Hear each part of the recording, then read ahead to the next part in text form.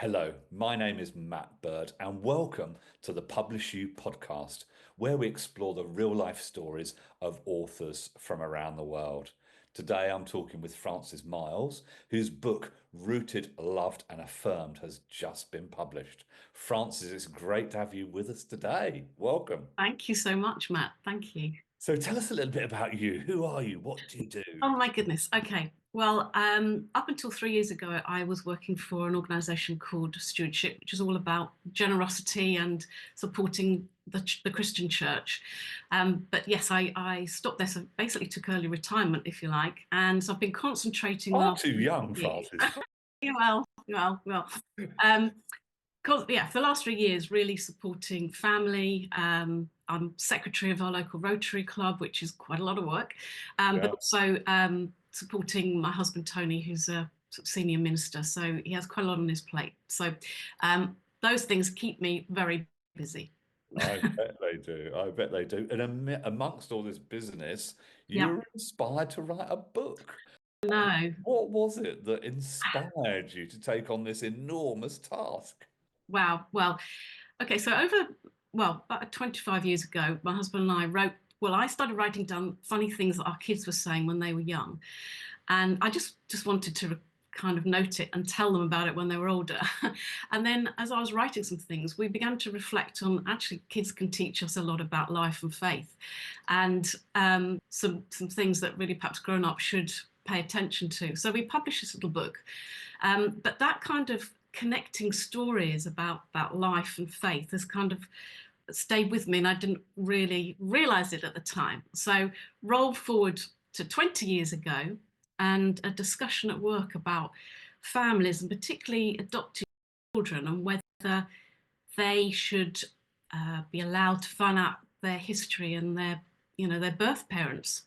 And it was Right. quite a feisty discussion, Yeah. but it kind of it was over fairly soon, but it sort of stayed with me really. And I was pondering it, and almost like had an invisible antennae switched on at that point, because I might be watching something on TV or reading a book or an article or hearing a discussion. And it was it seemed to be a lot of themes about people wanting to know their background, their history, who they are, where they come from, but also about people seeking love and affirmation from a parent.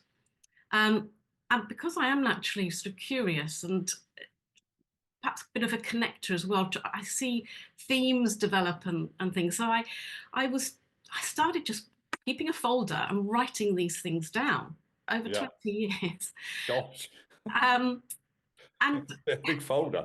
a very big folder, and we kind of joked, oh, maybe this would be a book one day, but I really didn't really think I would do it. But that what I discovered was there seems to be this universal need in all of us to, well, that's why I call the book Rooted, Loved and Affirmed.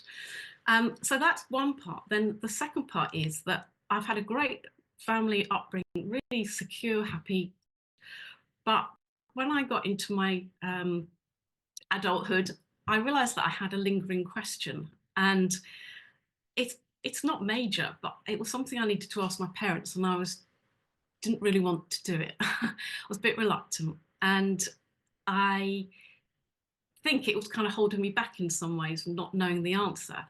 So I was thinking, wow, there's all these stories of people, perhaps ordinary people, but also some well-known stars who've got this kind of seeking going on. And there's me with a really secure, happy family, and yet I still had a question. Then maybe this is something that all of us have got inside of us, just some lingering questions or doubts. So that's the second bit. And then the third bit, when I was reading the Bible, and I realized that there was two occasions in the life of Jesus, at really important times in his life, when he actually heard God say to him, I love you and I affirm you. And I thought, well, why did that happen? Why did Jesus need to hear that? Yeah. What can we learn from that? So um, Yeah. it was all those three things that came together, um, Mm. and yeah, I it sounds. I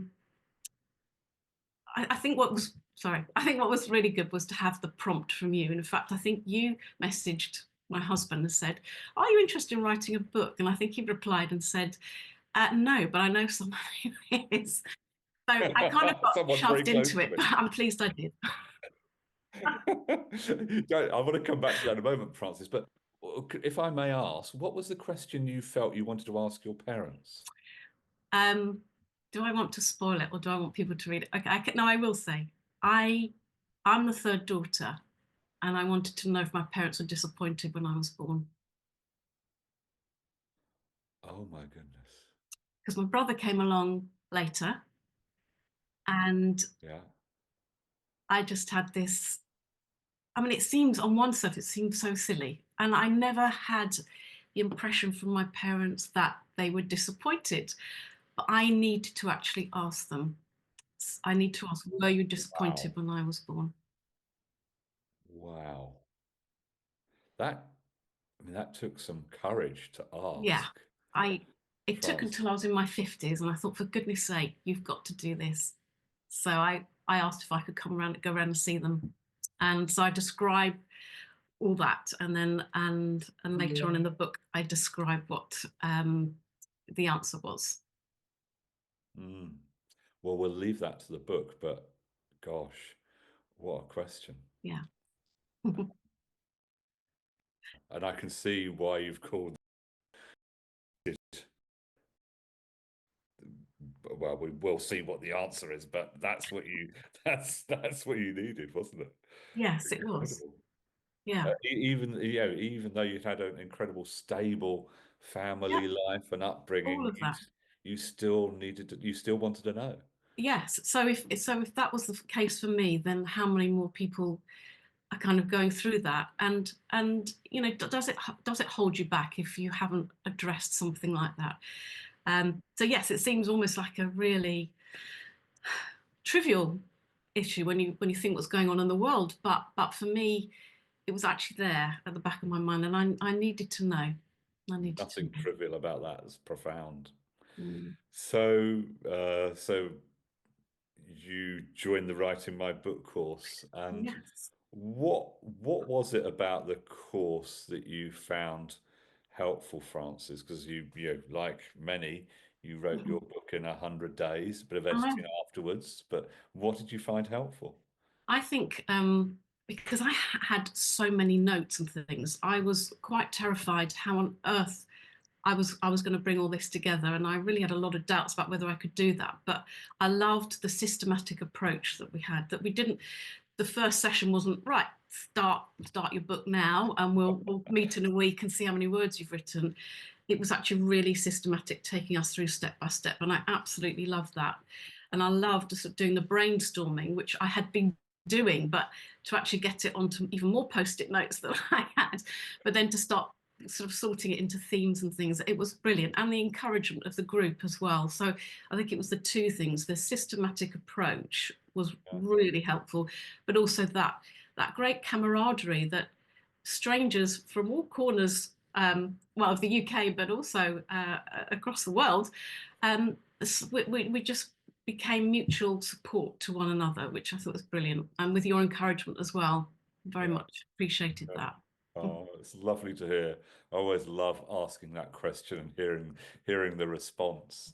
Yeah, So, Francis, your book, is now available worldwide. I mean, I how know. did that make you feel? A mixture of excitement, a bit scared. I'm thinking how I've actually managed to do this, which is really quite something.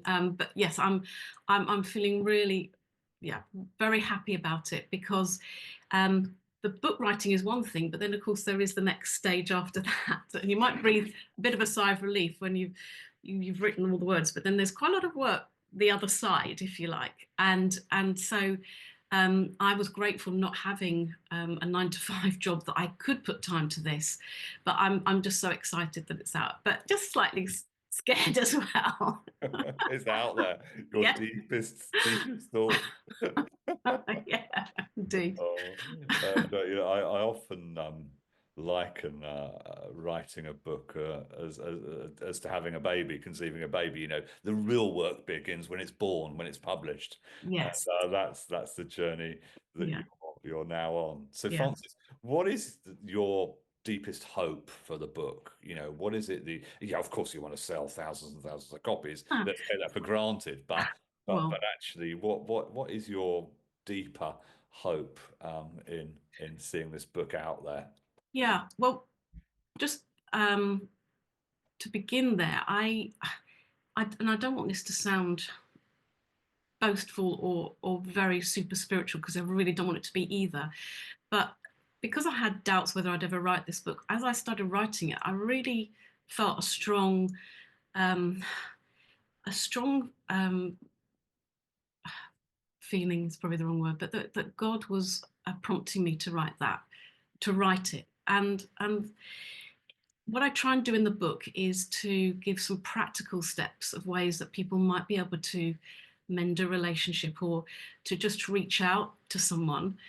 But also, I also point to there's a deeper love and a stronger love and a more trustworthy love, because we're all human and we all get it wrong. So reading books about how to mend relationships or do things better is one thing. But what I would love is, even if one person perhaps decides to get in touch with somebody or to say sorry to someone, then I would see that as a huge success. Or ask their parents Or a ask question. their parents a question. Yes, not to be afraid to ask a question. Mm, yeah, yeah, incredible. Well, Francis, you know, as we wrap up now, is there anything else that you would love to tell us, you know, as people watch and listen to this broadcast? Yes, I think because if you ask me who's this book for, and I would say parents and grandparents, but I'd actually also say anyone who's been a child, which I think is most of us. Yes, Because or still a child. yeah, well, yeah, I think there is just something for each and every one of us, and it's not really through what I say, but I'm just trying to connect all these dots and themes, um, and just to say there is hope, uh, even in the midst of perhaps difficult relationships or path that we would rather not go back to. And I get that to go past much, but try, there is hope for each and every one of us, and hope for the world as well. Mm, mm. Amazing. Well, thank you, Francis, and thank you all for listening to the PublishU podcast, where we genuinely meet real life authors from around the world. If you've enjoyed listening to this podcast, please do follow. And if you're interested, like Francis, in writing a book, perhaps you've had a dream or collected thoughts over the years, why don't you reach out via our website, www.publish, the letter U, PublishU.com. We'd love to speak to you. Thank you for joining us, and goodbye for now.